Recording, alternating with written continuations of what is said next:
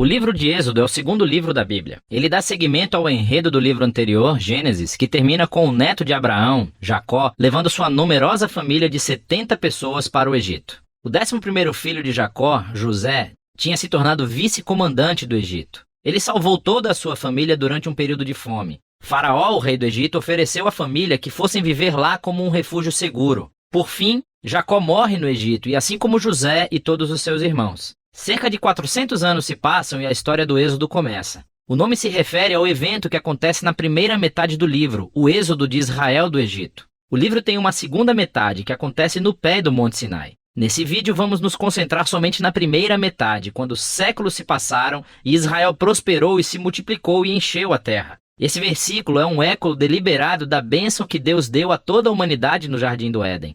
Lembra-nos da grande história bíblica até agora. A humanidade perdeu a bênção de Deus por meio do pecado e da rebeldia. E Deus escolheu a família de Abraão como instrumento através do qual ele iria restaurar as suas bênçãos para todo o mundo. Mas o novo faraó não vê Israel como uma bênção. Na verdade, ele vê esse grupo imigrante israelita como uma ameaça ao seu poder. Da mesma forma que em Gênesis a humanidade se revolta contra a bênção de Deus. Aqui o faraó tenta destruir a fonte da bênção de Deus, os israelitas. Ele os escraviza de maneira brutal, forçando-os a trabalhar e ordena que todos os meninos israelitas sejam afogados no Nilo. Ele é a pior personagem da Bíblia até agora. O seu reino é o ápice da rebelião da humanidade contra Deus. Esse faraó redefiniu o bem e o mal de acordo com seus próprios interesses de tal maneira que até mesmo o assassinato de crianças inocentes se tornou algo bom para ele. O Egito tornou-se pior do que a Babilônia do livro de Gênesis. Agora Israel grita por socorro contra essa nova Babilônia e Deus responde.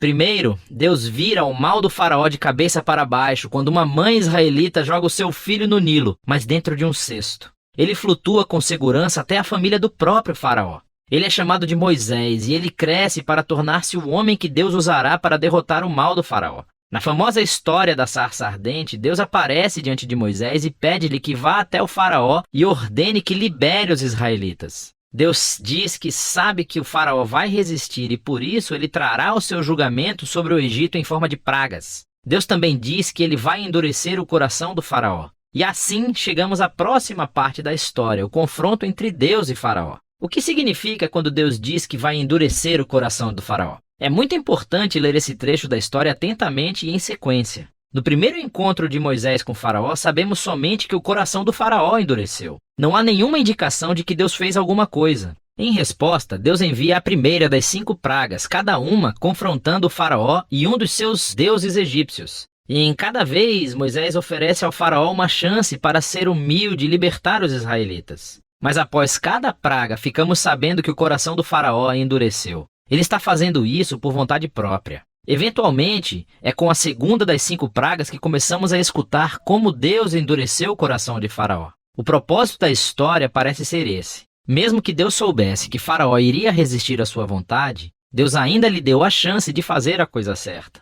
No fim, a maldade do Faraó chega a um ponto sem volta. O que quero dizer é que até os seus próprios conselheiros achavam que ele tinha enlouquecido. E é nesse ponto que Deus assume o comando e usa a maldade do faraó para o seu próprio objetivo de redenção. Deus atrai o faraó para a sua própria destruição enquanto salva o seu povo, que é o que acontece em seguida. Com a praga final, é a noite da Páscoa. Deus vira o jogo sobre o faraó. Assim como ele matou os filhos dos israelitas, Deus matará os primogênitos do Egito com uma praga final. Ao contrário do faraó, Deus fornece uma forma de escape por meio do sangue do cordeiro. Aqui, a história para. E vemos em detalhes o ritual israelita anual da Páscoa. Na noite anterior à fuga de Israel do Egito, eles sacrificaram um cordeiro imaculado e usaram seu sangue para pintar os batentes das portas de suas casas. Quando a praga divina chegou ao Egito, as casas cobertas com o sangue do cordeiro foram puladas e o filho foi poupado. Desde então, todos os israelitas reencenam aquela noite para lembrar e celebrar a justiça e misericórdia de Deus. Mas o faraó, por conta do seu orgulho e rebeldia, perde o próprio filho e é obrigado finalmente a libertar os israelitas. Os escravos israelitas fazem o seu êxodo do Egito,